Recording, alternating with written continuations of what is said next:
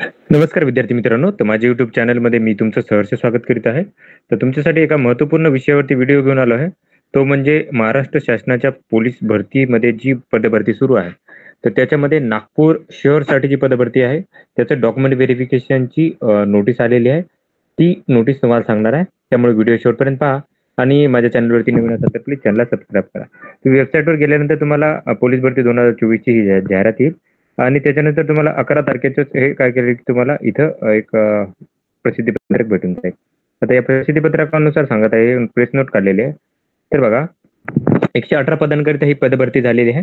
त्याच्यामध्ये जर बघितलं तर सदर तात्पुरती यादीमध्ये जे प्रतीक्षा उमेदवार आहेत, प्रतीक्षेचे सोडून बाकीचे कागदपत्र तपासणी करणे आवश्यक आहे. त्यासाठी तुम्हाला काय करायला आहे की 16 तारखेला 16 जुलैला 10 वाजता Bhishmraj hall break number 17 police मुख्यालय नाशिक शहर इथं जायचं आहे. आता त्यात तुम्हाला काय करायला लागेल की तुम्हाला येताना ऑनलाईन अर्जाचे एक प्रिंटआउट घेऊन जायचं आहे. त्याच्यानंतर चेस्ट नंबरचा कागद घेऊन जायचा आहे. लेखी परीक्षा चे कागद घेऊन जायचं आहे तुम्हाला, पडताळणी कागद. त्याच्यानंतर सर्व डॉक्युमेंट तुम्हाला ओरिजिनल घेऊन जायचे आहेत. त्याच्यासोबत एक तुम्हाला ओरिजिनल सोबत एक झेरॉक्स सेट घेऊन जायचा आहे. 6 पासपोर्ट साईज फोटो घेऊन जायचा आहे. त्याच्यानंतर तात्पुरत्या यादीतील निवडते विद्यार्थ्यांचे फोटोवरून बायोमेट्रिक थंबद्वारे पडताळणी करण्यात येणार आहे. जे आधार कार्ड व्हेरिफिकेशन होणार आहे. आता डॉक्युमेंट कोणकोणते लागतील त्याची तुम्हाला माहिती देईन मी. तर तुम्ही जर बघाल तर डॉक्युमेंट याची तुम्हाला सांगतो मी कोणते लागतील ते. एकच मिनिट द्या. बघा, यादी व्यवस्थित घेऊन घ्या. 10वीचं सर्टिफिकेट लागणार आहे. त्याच्यानंतर सर्टिफिकेट आणि मार्कशीट दोन्ही, 12वीचं सर्टिफिकेट आणि मार्कशीट दोन्ही, शाळा सोडल्याचा दाखला किंवा जन्मतारीख दाखला लागेल. आता याच्यामध्ये तुम्हाला इथं जन्मतारीख साठी हे प्रमाणपत्र लागतं. तर जन्मतारीख जर तुमच्याकडे हे दोन्ही जर नसेल, शाळेत सोडल्याचा दाखला नसेल आणि जन्मदाखला नसेल, तर तुम्हाला 10वीचं सर्टिफिकेट हे तुम्हाला चालेल. त्याच्यावरती जन्मतारीख मेन्शन केली पाहिजे. आदिवासी सर्टिफिकेट म्हणजे डोमिसाईल सर्टिफिकेट लागणार आहे. जातीचे प्रमाणपत्र जर तुम्ही कास्टमध्ये कुठलाही असाल तर जात प्रमाणपत्र, कास्ट व्हॅलिडिटी लागणार आहे.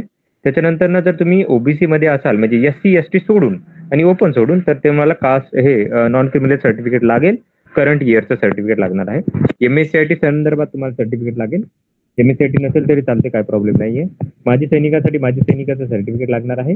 आता हे जे सर्टिफिकेट आहेत ते काय करतील की जसे जसे तुमचं सिलेक्शन झालेलं आहे त्या कॅटेगरीनुसार ते तुम्हाला लागणार आहे.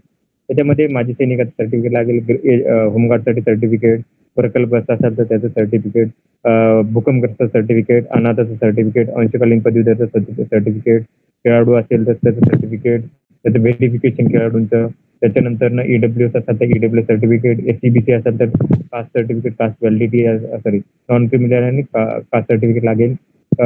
पोलीस पाल्य असेल तर त्याचं सर्टिफिकेट लागेल. त्याच्यानंतर एनसीसीचं सी सर्टिफिकेट लागणार आहे. त्याच्यानंतर ऑनलाईन ऍप्लिकेशनची प्रिंट ऑलरेडी सांगितली आहे. त्याच्यानंतर फिजिकल आणि लेखीचं तुमचं प्रवेशपत्र हॉल तिकीट लागणार आहे. त्याच्यानंतर जे हे झालेलं आहे तुमचं ड्रायव्हिंग लायसन्स असेल तर तुम्हाला ते लागणार आहे.